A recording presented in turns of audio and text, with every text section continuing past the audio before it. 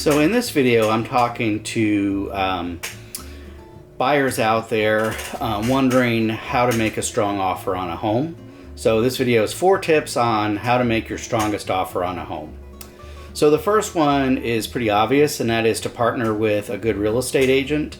It's important to have an open and honest conversation with that real estate agent about what your goals are, what your budget is, what are your most important features in a home,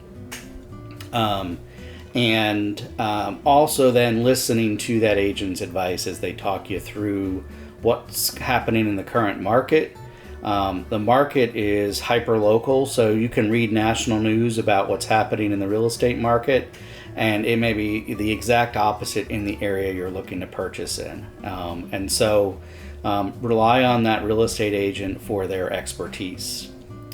The second tip is to understand your budget, making sure you know what your numbers are. And that means getting pre-approved from a lender, not pre-qualified, but pre-approved, where they've actually reviewed all of your paperwork, your tax information, your income, your assets, so they can give you what you can afford.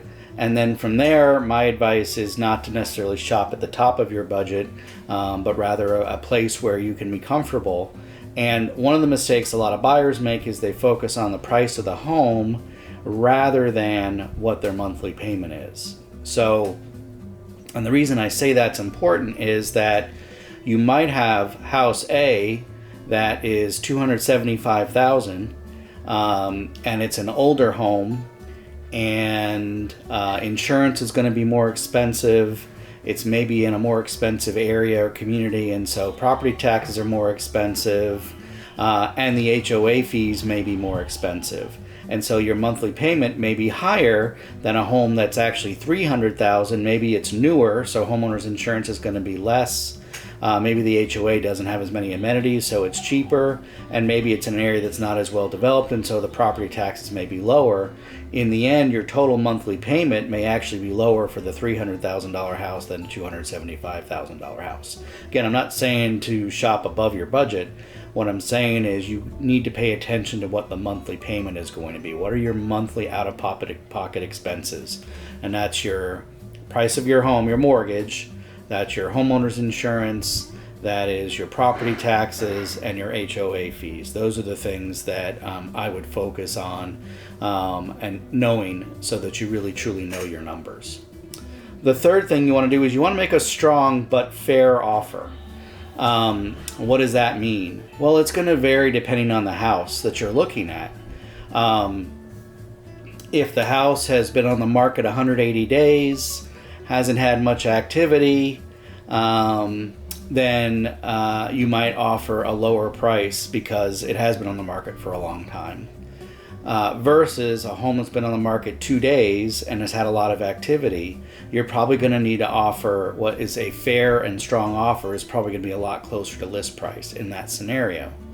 One of the best things you can do is, once again, rely on your realtor to do a comparative market analysis, or CMA, for you. We often talk about CMAs when we're talking about listing a home, and what price are we going to list a home at. Your realtor will run a CMA to determine what the list price should be, at least the good ones do. And the good sellers listen and pay attention to that CMA so they don't overprice the home or underprice the home. Likewise, a CMA is important when you're looking to buy a home, because that's the only way you're going to know is how well is the home priced for that community. So just because the list price is $300,000 doesn't mean that's really what the market, a fair market value for that home is, based on other comparables that have sold in that community in the last several months.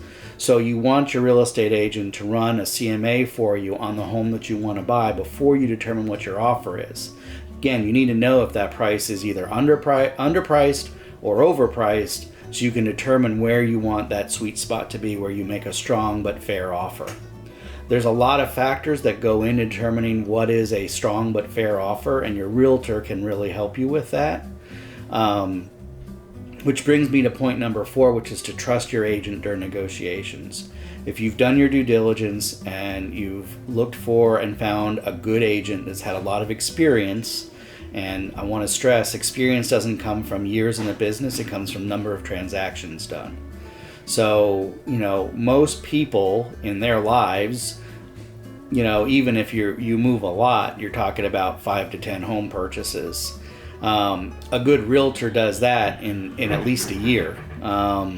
Myself, I've done over 200 real estate transactions since I've been a realtor. So with every transaction comes experience on pricing and understanding the market and how to negotiate. And so, if you are found the home that's got to be your home, it's got all the, checks all the boxes for you, and the home's only been in the market 3 days, and your agent says, I think you need to come in very close to list price, you need to trust that agent, because they understand how the market works and they understand the desirability of that neighborhood, the likelihood there's going to be other offers, etc. The goal is to have your offer accepted before they get any other offers, because if they get other offers that are better than yours, if they haven't signed yet, you're going to be out of luck. So trust your agent. Trust your agent to run that CMA for you, so hey, this is an overpriced home. We're not going to offer close to list price. We're going to offer closer to market value, what the other solds have gone for in this area. The other reason that's important is that a home that is overpriced, let's say the homes have been selling for $275,000 in that neighborhood, and this one's listed for $300,000, and you want to offer $300,000. If you've got a loan, if that home doesn't appraise, there's a good chance that deal's going to fall apart anyway, unless the sellers are willing to come down or you're willing to bring cash to the table. So you're really important to trust that agent to help you through the negotiation process. They've done it, hopefully, many, many times, and they understand how negotiations work and really what price that home is likely going to sell at. Anyway, I hope this information's been helpful to you as a home buyer. As always, if I can help you buy or sell here in Central Florida, or help family or friends, I'd love to help. Please reach out to me. Remember, you can't miss with Chris. Have a great day, everybody.